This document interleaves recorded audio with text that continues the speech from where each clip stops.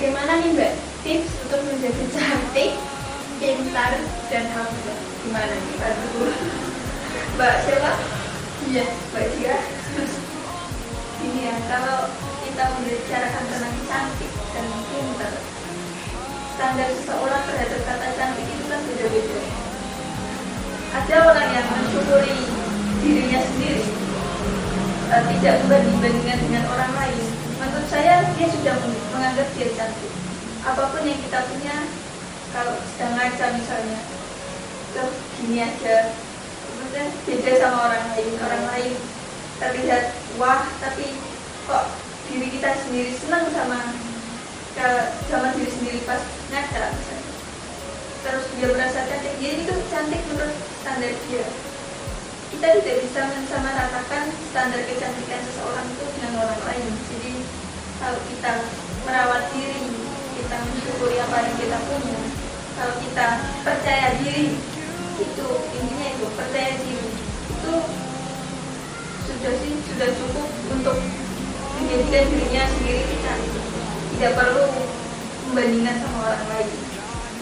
Kalau pintar sendiri itu gini, seorang dianggap pintar itu ketika ia mendapatkan ilmu, lalu dia mengamalkan ilmunya kepada orang lain, itu baru bisa disebut pintar. Kalau kita mencari ilmu sendiri, mencari ilmu, kalau mau kuliah sejauh mungkin, kalau kita egois sama diri sendiri, percuma ilmu tersebut. Buat apa gitu? Jadi menurut saya, seseorang dianggap pintar itu ketika dia mau mencari ilmu, mau menambah ilmu, mau menambah wawasan, dan dia mau mengamalkan apa yang sudah kita dapatkan. Jadi bermanfaat untuk orang lain. Kalau untuk hati itu, yang pertama memang harus menetapkan hati menghafal Al-Quran karena Allah, karena kita ingin mendapatkan syafaat Al-Quran tersebut, karena kita ingin dapat ridhonya Allah, kita ingin dapat balasan surganya Allah, atau justru ingin membahagiakan orang tua, membawa mereka ke dalam derajat yang tinggi dengan yang melaksanakan Al-Quran. Jadi yang pertama memang harus ingat, yang kedua harus berkomitmen pada diri sendiri, memantapkan hatinya untuk terus istiqomah, untuk terus meluangkan waktu untuk menghafal Al-Quran dan meluangkan waktu untuk menjaga hafalannya. Itu kalau ingin menjadi hafidh. Jadi kita harus pasrahkan diri, kita harus mengorbankan diri ya untuk tujuan menghafal Al-Quran karena Allah. Jadi kalau ingin menjadi cantik, pintar, dan hafidh, menurut saya alangkah lebih baiknya kalau kita mensyukuri apa sih yang kita punya sekarang aja, nggak usah mematokkan kecantikan orang lain untuk diri sendiri. Karena orang kan beda-beda ya. Yang penting percaya diri aja, sama bersyukur. Kalau kita bersyukur juga kita ngerasa cantik. Ya betul sekali, yang penting itu bersyukur ya, benar-benar bersyukur. Kita lanjut ke pertanyaan selanjutnya. Nah ini ada beberapa pertanyaan yang mirip ini dari hamba Allah Ima sama Rika Zahra. Pertanyaannya itu intinya itu begini. Bagaimana sih cara memanage waktu untuk Al-Quran dan kegiatan yang lainnya, misalnya untuk kuliah, bekerja, gitu. Mengingat kan pada masa pandemi seperti ini kan semuanya itu bergantung pada gadget. Nah, selain itu kan gadget kan itu ya sangat banyak berpengaruh untuk kita sih sebenarnya. Untuk calon hidup sendiri itu Terima kasih. Jadi intinya tips membagi waktu untuk menghafal, membaca, sama kegiatan lainnya ya. Kali ini tentang saya. Ya, ini tips dari saya. Kalau mau dicontoh ya nggak apa-apa, bisa. Kalau enggak ya mungkin ada sebagian orang yang punya tips sendiri. Jadi kalau saya tips membagi waktunya itu yang pertama kita harus membuat jadwal. Jadi jadwal misalkan hari aktif kuliah, jam kuliahnya sendiri dibuat dulu jam kuliah. Lalu untuk menghafalnya, kita mencoba mencari waktu luang. Bisa ketika tengah malam setelah sholat tahajud misalnya, atau sebelum subuh, atau bisa setelah sholat subuh juga bisa. Karena waktu-waktu tersebut kan sangat baik untuk menambah hafalan. Kalau untuk murojaah sendiri bisa dilakukan kalau setelah maghrib atau setelah isya. Itu menurut saya waktu luangnya sangat banyak. Sebelum belajar, misalnya sebelum isya, belajar bisa dimulai jam 8 malam atau seterusnya. Dan sebelum itu bisa dilakukan untuk murojaah. Jadi ini yang pertama adalah membagi waktu diri, membuat jadwal. Yang kedua, menurut saya, kita itu harus berada dalam lingkungan yang mendukung. Artinya apa? Kita bisa berada di tempat seperti pondok pesantren yang memang khusus untuk menghafal Al-Quran, atau kita bisa mengaji pada orang yang lebih mumpuni, kita bisa setoran pada beliau.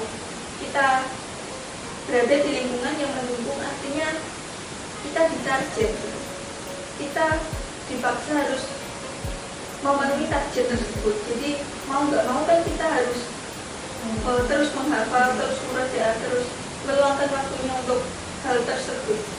Jadi tips dari saya sih sederhana, cuma membuat jadwal, menyesuaikan jadwal, dan juga berada di lingkungan yang mendukung. Artinya mentargetkan diri sendiri dan juga ditargetkan oleh orang lain. Gitu. Nah, untuk gadgetnya sendiri kan pengaruh besar ya, hafalan. Itu tipsnya gimana? Kalau gadget, kita menggunakan gadget kan alangkah lebih baiknya sesuai kebutuhan. Dimana kalau kita butuhnya untuk kuliah ya dipakai pas kuliah, atau pas kita jenuh dari hiburan ya boleh membuka sosial media, tapi ya jangan berlarut-larut, kan nggak baik juga buat diri sendiri. Lalu buang-buang waktu, ya betul sekali itu. Lalu gadget lebih baiknya lagi kalau misalkan kuliah sudah selesai, tugas sudah selesai, mencari hiburannya sudah selesai, dan kita bisa memurojaah hafalan kita dengan mendengarkan murotal Al-Quran. Itu jauh lebih baik kalau kita digunakan untuk hal-hal yang baik juga. Ya, betul. Ada sisi positifnya juga seperti itu. Tergantung kita mempergunakannya aja.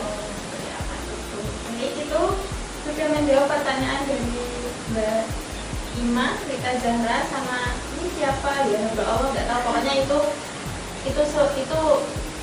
ada beberapa tips dari Mbak Rika untuk pertanyaan kalian tadi.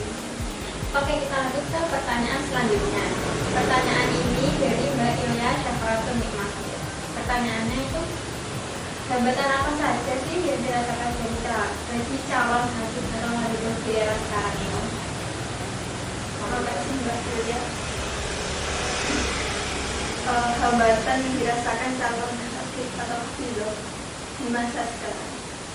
Menurut saya hambatan itu bisa hadir dari dua faktor. Yang pertama, faktor diri sendiri. Artinya apa? Terkadang niat itu, kalau kita sudah niat menghafalkan Al-Quran, itu ada aja gangguannya. Entah itu tiba-tiba kita malas, atau entah tiba-tiba ada suatu hal yang membuat kita jadi ragu untuk menetapkan hati untuk terus menghafal. Soalnya menghafal sendiri kan memang butuh perjuangan, butuh yang namanya merelakan diri, butuh meluangkan waktu dan mengorbankan banyak hal untuk tetap menghafal Al-Quran. Jadi terkadang faktor itu sih yang menghambat menghafal Al-Quran itu faktor diri sendiri. Jadi sebelum menjatuhkan niat untuk menghafal Al-Quran, seharusnya kita tahu konsekuensi apa sih yang akan kita rasakan nanti ketika sedang proses menghafal Al-Quran itu sendiri. Selanjutnya faktor dari lingkungan. Faktor lingkungan itu bisa jadi dari keluarga sendiri, bisa jadi masyarakat, bisa jadi tempat kita berada sekarang. kalau orang tua tuh terkadang ada yang ragu, oh anakku ini bisa nggak ya, mampu nggak ya, sebenarnya mampu tenanan apa enggak, atau cuma sekedar pengen aja. Terkadang ada kan orang tua yang ragu juga terhadap anaknya.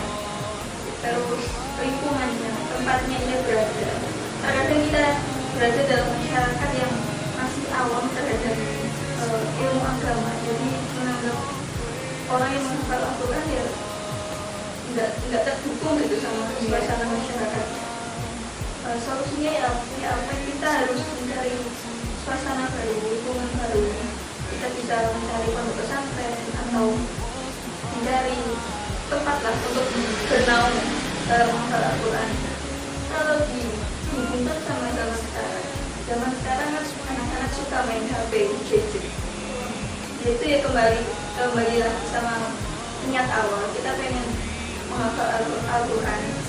Jadi mau nggak mau ya kita harus meluangkan waktu untuk itu. HP ya disisihkan dulu, ada waktunya ya, ada waktunya. HP sendiri ya tetap menghafal, karena kan kita sudah niat ya harus kita teruskan gitu. Oke.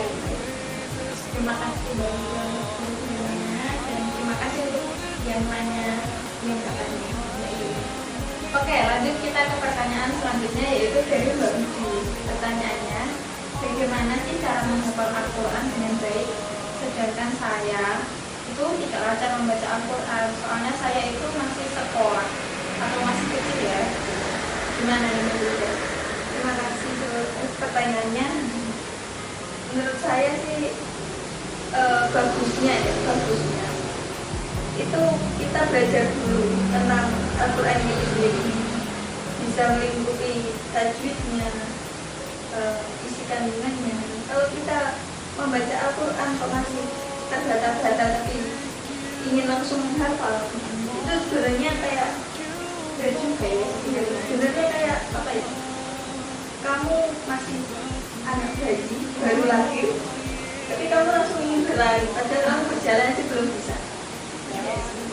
Alangkah lebih baiknya kita pelan-pelan dulu, belajar dulu, dinikmati dulu waktu kita belajar tajwidnya, menghafal huruf-hurufnya, hukum-hukum tajwidnya itu kita perdalam dulu. Kalau kita sudah membaca dengan sangat baik, dengan tartil, barulah kita bisa mencoba untuk terjun ke dalam dunia menghafal Al-Quran.